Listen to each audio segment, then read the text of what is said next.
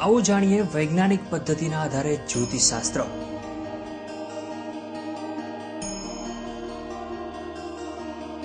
प्रखर ज्योतिष ललितभाई बी कोठारी साथे हिंद टीवी पर दर रविवारे सवारे 9 कलाके, रीटेलिकास्ट रविवारे रात्रे 10 वागे क्राइम वॉच कार्यक्रम बाद અને મંગળવાર સવારે 9 કલાકે। નમસ્કાર દર્શક મિત્રો, દર રવિવારે મળવાના ક્રમ મુજબ આજે હું દિલીપ જોશી ફરી ઉપસ્થિત છું આપ સમક્ષ આપ સૌનો ચહિતો કાર્યક્રમ જ્યોતિષશાસ્ત્ર લઈને। દર્શક મિત્રો, આપણે દર રવિવારે જ્યોતિષશાસ્ત્રની અવનવી વાતો, અવનવા પ્રોબ્લેમ્સ અને તેને લઈને કોઈ ને કોઈ સોલ્યુશન લેવાનો પ્રયત્ન કરતા હોઈએ છીએ લલિતભાઈ બી કોઠારી સાથે। તો લલિતભાઈ આજે આપણને સૌને જણાવશે વાસ્તુશાસ્ત્ર અને યંત્રશાસ્ત્ર વિશે। તો લલિતભાઈ, સૌથી પહેલા મારો પ્રશ્ન તમારી સમક્ષ એ છે કે આ વાસ્તુશાસ્ત્ર જે વસ્તુ છે તેને અમારા વ્યુઅર્સને સૌથી સારી રીતે થોડું વિસ્તરણથી સમજાવો। नमस्कार दर्शक मित्रों, इससे पहले के एपिसोड में मैंने आपको वास्तु क्या है इसके बारे में बताया और वास्तु में ऊर्जा का कितना महत्व है इसके बारे में चर्चा की। 80% वास्तु तो उस जगह की ऊर्जा में ही आ जाता है। उसके बाद वास्तु की 8 दिशाएं होती है, जिसमें 4 मुख्य दिशाएं होती है और 4 कोण होते हैं, जैसे ईशान हो गया, अग्नि हो गया, नैऋत्य हो गया और वायव्य हो गया। इन चारों दिशाओं एवं चारों कोणों से आने वाली ऊर्जा को कैसे बैलेंस करना है उसी पर मैं काम करता हूँ और मेरे इंस्ट्रूमेंट एवं मीटर के द्वारा उन सभी दिशाओं एवं कोणों का मैं एनर्जी फील्ड चेक करता हूँ। जी ललित भाई, जैसे आपने बताया कि आप अपने इंस्ट्रूमेंट से हिसाब से वास्तु के बारे में पता लगाते हैं, तो ललित भाई पहले तो हमारे दर्शक मित्रों को ये बता दीजिए कि वास्तु से आम आदमी के जनजीवन पर क्या असर होता है और गलत वास्तु से उससे क्या नुकसान हो सकता है आम आदमी के जनजीवन पर, तो वो भी जरा व्यूअर्स को बता दीजिए।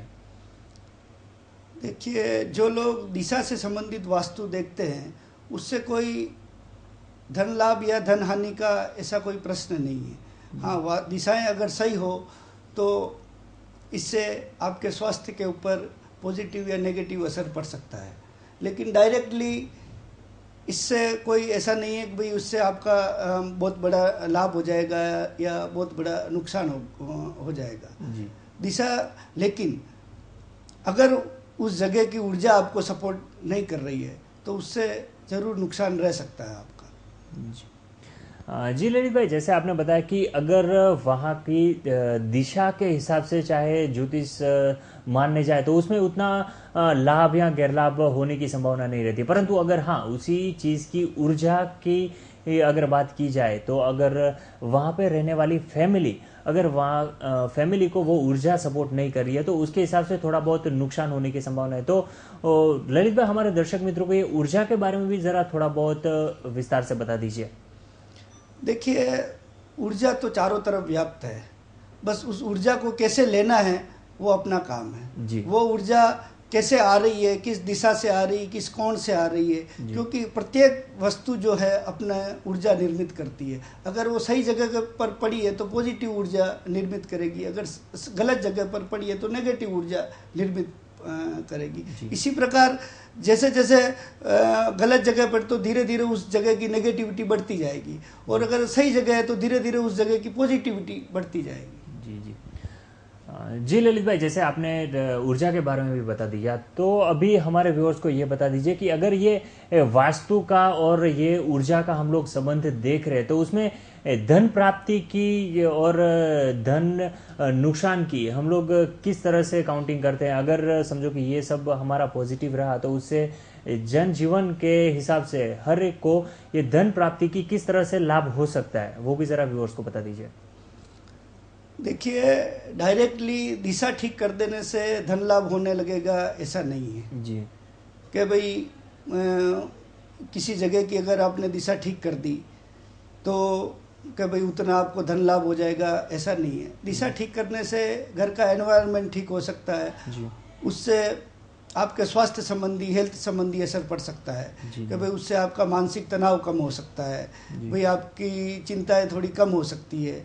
या गलत वास्तु हो तो भाई मानसिक चिंता बढ़ सकती है या तनाव ज़्यादा बढ़ सकता है, लेकिन डायरेक्टली इसका धन लाभ या धन हानि से कोई संबंध नहीं है।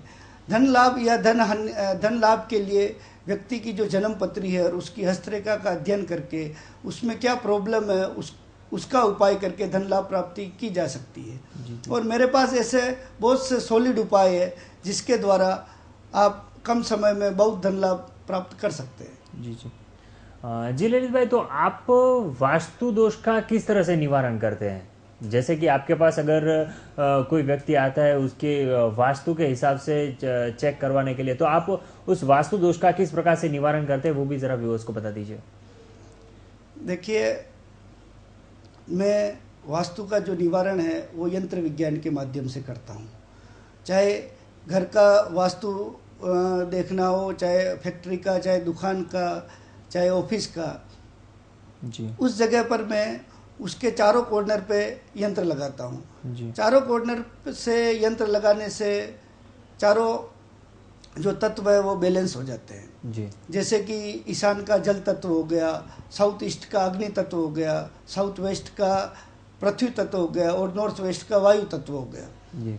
इन चारों तत्वों को बैलेंस करके फिर मैं श्री यंत्र की स्थापना करता हूँ। श्री यंत्र अपने आप में एक अनूठा यंत्र है। इस यंत्र के ऊपर कोई यंत्र नहीं है। इस यंत्र के अंदर समस्त शक्तियाँ समाहित है। श्री यंत्र की स्थापना करके मैं उनको चारों जो कॉर्नर में यंत्र लगाए हैं उन कॉर्नर को वो श्री यंत्र बैलेंस करता है, जिससे व्यक्ति की सुख समृद्धि और उसका विकास होता है। लेकिन श्री यंत्र के लिए वास्तु बहुत छोटा सा हिस्सा होता है। इससे अधिकतर व्यक्ति का कई गुना विकास श्री यंत्र देता है। धन संबंधी, परिवार संबंधी, धंधाकीय संबंधी श्री यंत्र से आप त्वरित गति से प्रगति कर सकते हैं। जी जी जी ललित भाई, जैसे आपने ये अभी श्री यंत्र ये कुछ नाम लिया और ये हमारे व्यूअर्स को बताया, तो ये श्री यंत्र होता क्या है? ये श्री यंत्र क्या है और इससे क्या लाभ हो सकता है, वो भी जरा व्यूअर्स को बता दीजिए। श्री यंत्र एक ऐसी आकृति है, वो आकृति मैं आपको बताना चाहूँगा। जी। श्री यंत्र एक ऐसी आकृति है जिसके अंदर ब्रह्मांड की सारी शक्तियाँ समाहित होती है। जी।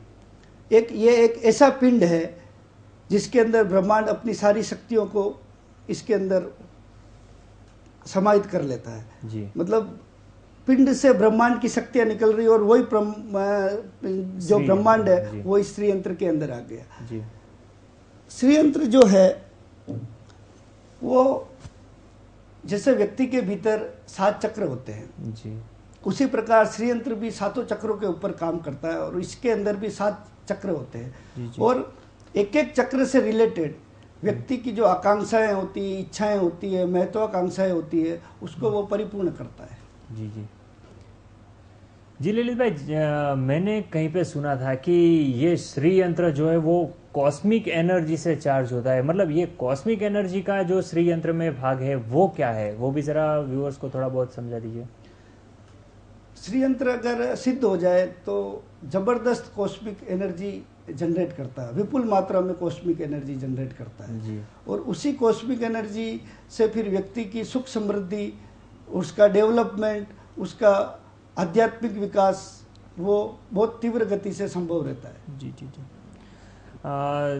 ललित भाई, जैसे कि आपने ये श्री यंत्र के बारे में बताया, तो क्या ये वास्तु या कोई जमीन दोष उन सब के निवारण में भी ये श्री यंत्र काम आ सकता है? खरा डेफिनेट। जी। निश्चित रूप से जमीन की ऊर्जा को और इस वास्तु के लिए श्री यंत्र ही एकमात्र रेमेडी है जिससे आप जमीन की ऊर्जा को पॉजिटिव बना सकते हैं। आजकल आप देखते हैं कि भाई जगह जगह बहुत से लोग छोटे बड़े श्री यंत्र लाकर घर में रख देते हैं और उसकी पूजा करने लग जाते हैं, क्योंकि श्री यंत्र का इतना चलन है। उनके भीतर ये मान्यता है कि भाई श्री यंत्र के रखने से घर में ऊर्जा पॉजिटिव हो जाएगी, घर में अपने को धन संपत्ति प्राप्त हो जाएगी, वो सब है। लेकिन बिना सिद्ध किया हुआ जो श्री यंत्र होता है वो मात्र 100 पीस है।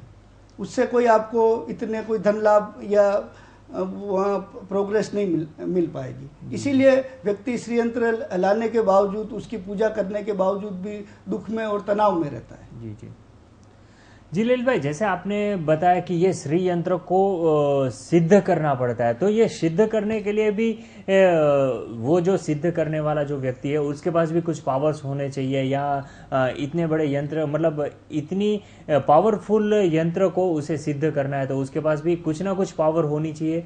तो वो किस प्रकार से उसे सिद्ध किया जाता है, मतलब उसका थोड़ा बहुत हमारे व्यूअर्स को बता दीजिए।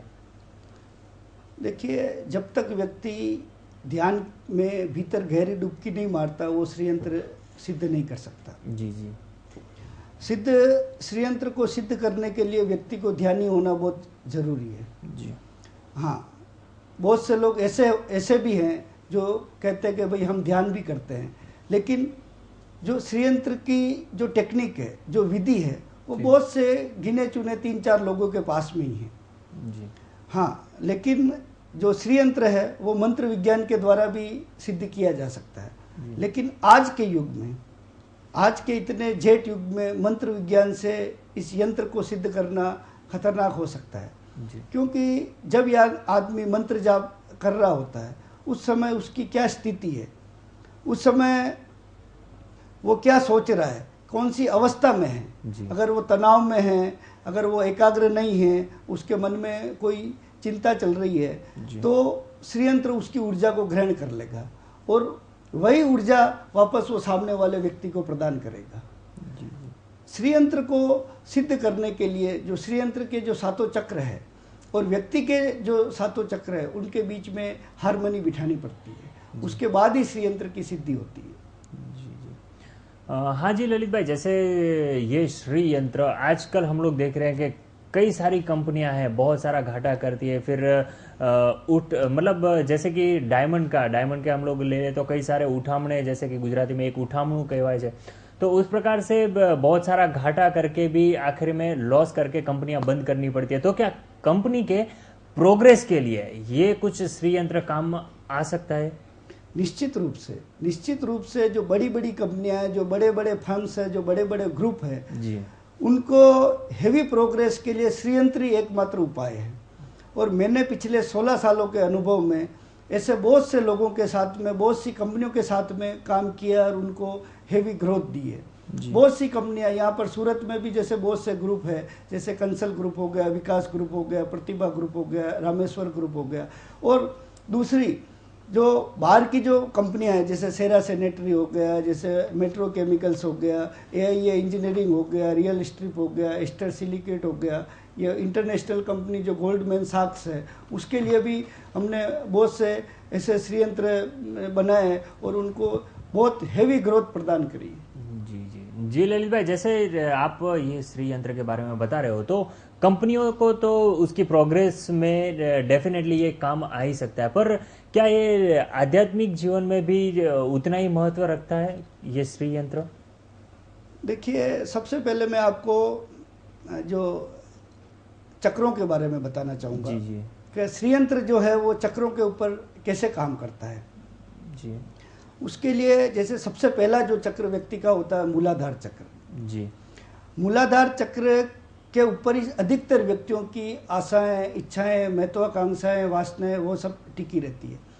मूलाधार चक्र के सिद्ध होने पर श्रीयंत्र के जी, उस व्यक्ति की सारी वासनाएं, जैसे सेक्स संबंधी हो गई, धन संबंधी हो गई, परिवार संबंधी हो गई, संतान संबंधी हो गई, धंधा की हो गई, वो सब जो इच्छाएं हैं वो उसकी परिपूर्ण होने लगती है। उसके बाद जो दूसरा चक्र है वह स्वाधिष्ठान चक्र। स्वाधिष्ठान चक्र के सिद्ध होने से व्यक्ति इस जगत में धीरे धीरे सफल होने लगता है, वो सांसारिक कार्यों में प्रगति करने लगता है।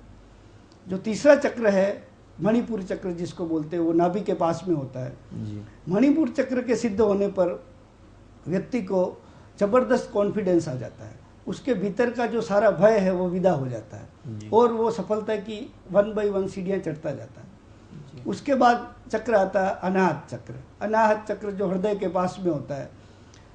अनाहत चक्र के सिद्ध होने पर व्यक्ति के भीतर प्रेम और करुणा का जन्म होता है।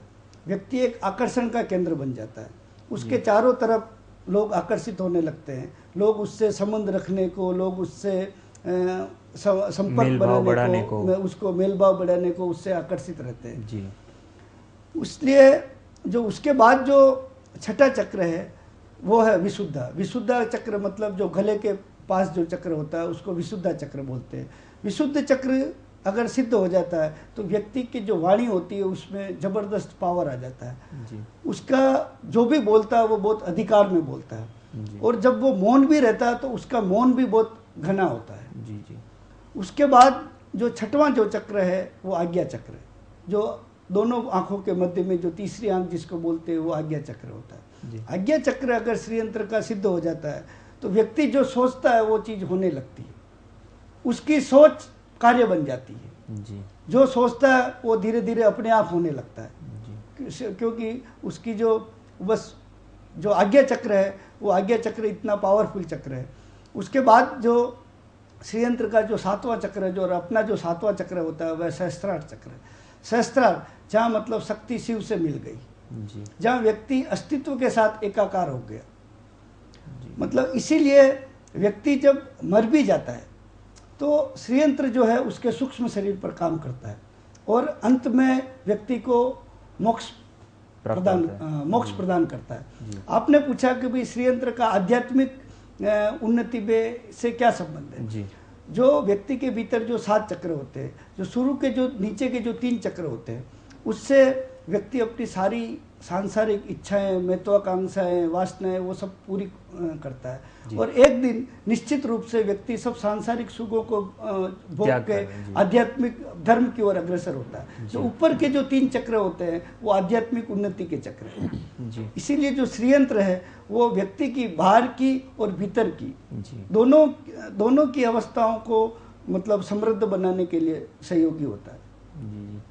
जी ललित भाई, जैसे आपने बताया कि ये श्री यंत्र हमारे शरीर में छिपे हुए 7 इंद्रियों को सतेज करता है और पूरी तरह से इंसान को आध्यात्मिक जीवन में और जन जीवन में पूरी तरह से कार्यरत बनाता है। तो ललित भाई, ये श्री यंत्र मतलब आजकल जो बाजार में मिल रहे हैं वही श्री यंत्र, जैसे कि आपने पहले बताया कि आजकल हर कोई श्री यंत्र को लाके घर में पूजा पाठ सब करवाते हैं।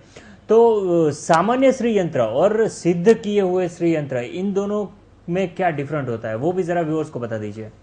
देखिए, सामान्य श्री यंत्र जैसा मैंने पहले बताया कि एक 100 पीस है जी। आप उसको घर में लाकर रख दो, उसकी पूजा कर लो, उससे कुछ नहीं होगा। लेकिन वही श्री यंत्र अगर कोई सिद्ध व्यक्ति द्वारा सिद्ध हो जाए तो आपके जीवन के बहुत से गहन और गूढ़ रहस्यों को खोल सकता है और आपको एक समृद्धिपूर्ण, वैभवपूर्ण और शांति की दिशा में त्वरित गति से गतिमान कर सकता है। श्रीयंत्र की इतनी महिमा है, लेकिन वो श्रीयंत्र सिद्ध होना चाहिए। जी जी ललित भाई, जैसे कि हमने रियल एस्टेट में देखा कि भाई चाहे कोई कंस्ट्रक्शन या रियल एस्टेट या वास्तु निवारण का कोई भी केंद्र है, वहाँ पे श्री यंत्र काम आ सकता है। तो क्या श्री यंत्र का एक कोई एरिया का कंफर्ट है या फिर हाँ इतने एरिया में ही श्री यंत्र लगा सकते हो या उसकी कोई रुकावट या ऐसा कुछ भी है तो भी जरा व्यूअर्स को बता दीजिए। वो एरिया वाइज श्रीयंत्र होते हैं, भाई कौन सा श्रीयंत्र कितनी एनर्जी जनरेट करता है जी। अलग अलग टाइप के श्रीयंत्र होते हैं भाई, जैसे मैंने अभी आपको जो बताया वो मेटल का श्रीयंत्र होता है जी। उसके बाद वो क्या, वो मतलब थोड़े कम एरिया में काम करता है, मतलब एक छोटे घर के लिए, छोटी दुकान के लिए, छोटी ऑफिस के लिए वो श्रीयंत्र काम करता है। लेकिन बड़ी बड़ी कंपनियों और बड़ी बड़ी फर्म के लिए जो स्फटिक का जो श्रीयंत्र होता है जी।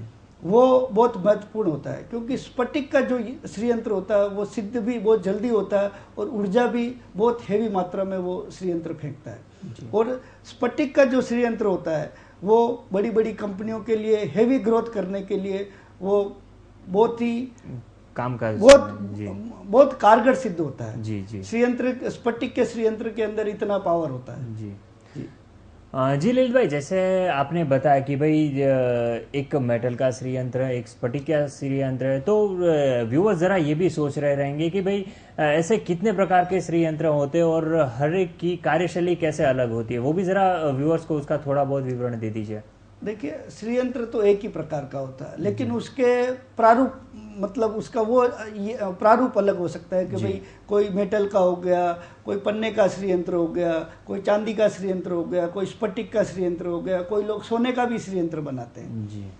लेकिन जो प्रकृति से निकली हुई जो चीज है, जैसे स्फटिक हो गया, ये क्योंकि स्फटिक जो है वो एक जीवंत पत्थर होता है जी। वो उसके भीतर जो एनर्जी होती है वो बहुत जल्दी स्टेबलाइज होती है जी। और उसी स्टेबलाइज एनर्जी को वो बहुत जल्दी वापस फेंकता है, जिससे सामने वाले की व्यक्ति को त्वरित गति से उसको डिसीजन लेने में, उसको वापस बिजनेस बढ़ाने में, उसको समृद्धि प्राप्त करने में वो बहुत सहयोगी होता है। जी जी जी ललित भाई, जैसे आपने आगे बताया था कि सिद्ध करने के लिए एक पावर की ज़रूरत होती है, एक योग्य मार्गदर्शन की ज़रूरत होती है।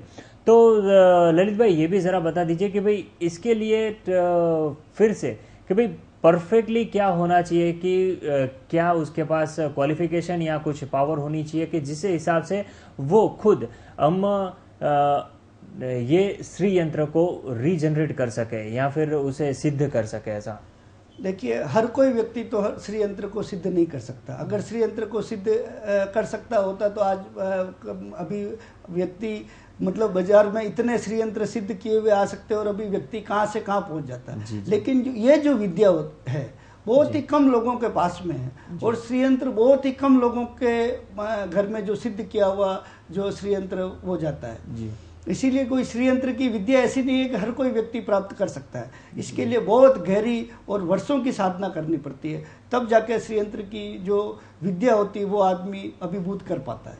और उसके बाद वो श्री यंत्र को, बहुत से ऐसे भी लोग हैं जो श्री यंत्र की विद्या जानते हैं लेकिन वो इसकी कोई मतलब लोगों के लिए कार्य नहीं करते, वो उसकी जो विद्या वो खुद के पास में है जी। लेकिन ऐसे मेरी जानकारी में 3 या 4 लोग ही ऐसे हैं पूरे भारतवर्ष के अंदर जो श्री यंत्र की एकदम सटीक जानकारी और श्री यंत्र की जो सिद्धि है वो परिपूर्ण रूप से कर सकते हैं।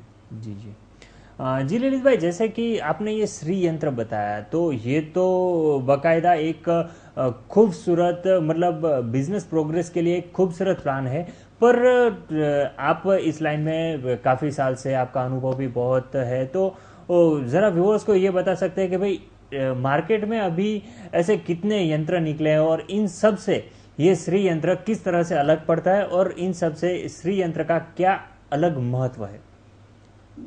देखिए, यंत्र तो बहुत टाइप के होते हैं, बहुत लोग अलग अलग टाइप के यंत्र बनाते हैं।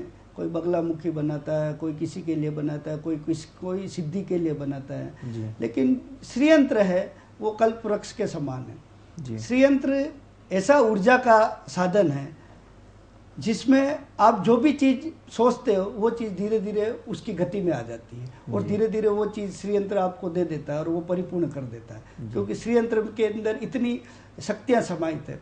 मतलब जैसे व्यक्ति के भीतर, एक व्यक्ति के भीतर भी सारी शक्तियां समाहित है, उसी चक्रों के आधार पर जैसे व्यक्ति के भीतर चक्र होते हैं उसी प्रकार ये भी सातों चक्रों से मिलकर बनता है। इसलिए सातों चक्रों की जितनी भी शक्तियां होती है वो सब शक्तियां श्री यंत्र के अंदर विद्यमान होती है।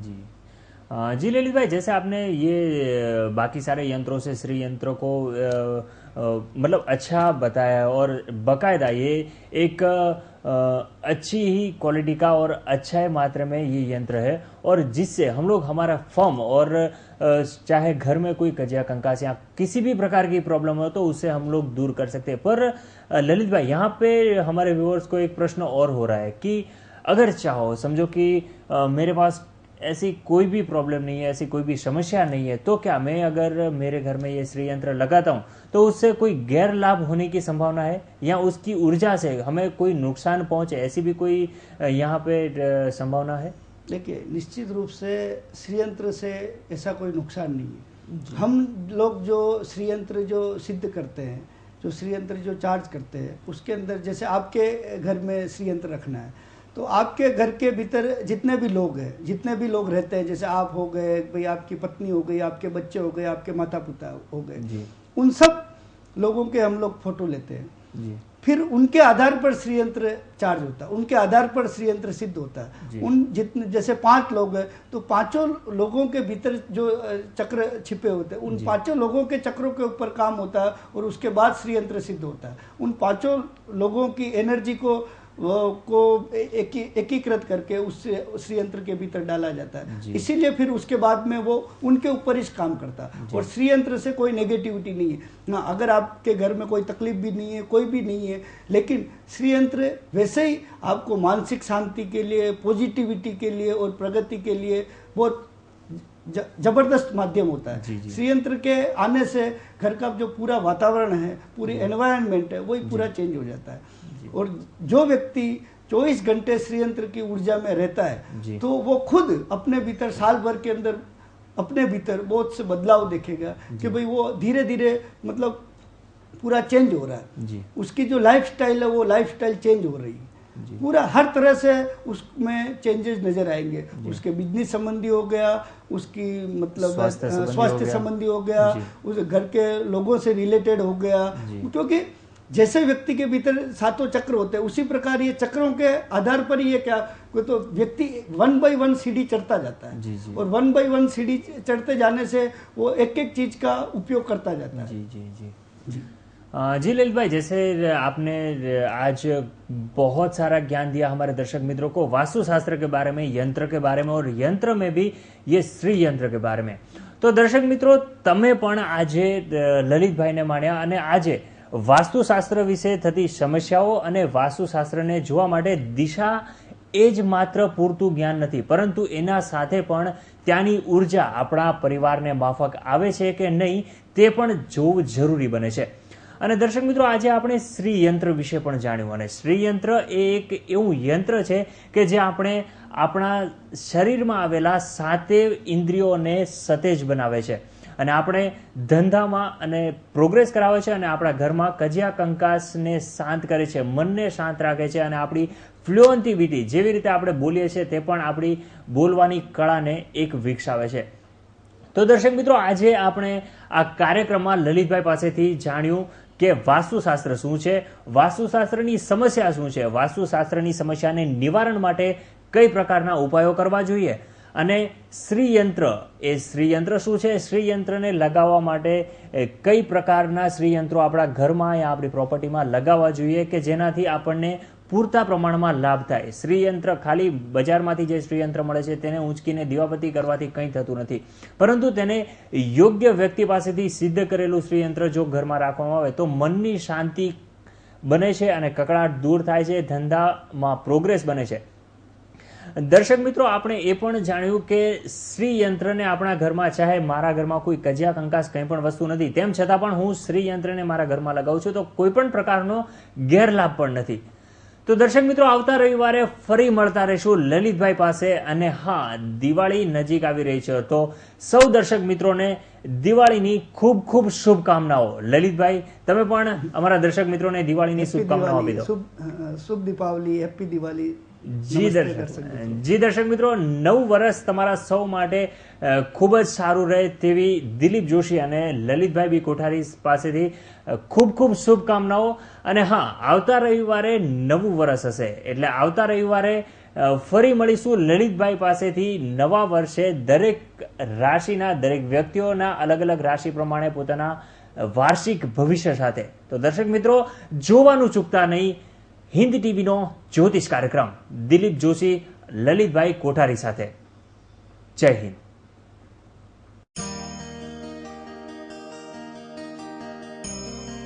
આવો જાણીએ વૈજ્ઞાનિક પદ્ધતિના આધારે જ્યોતિષશાસ્ત્ર।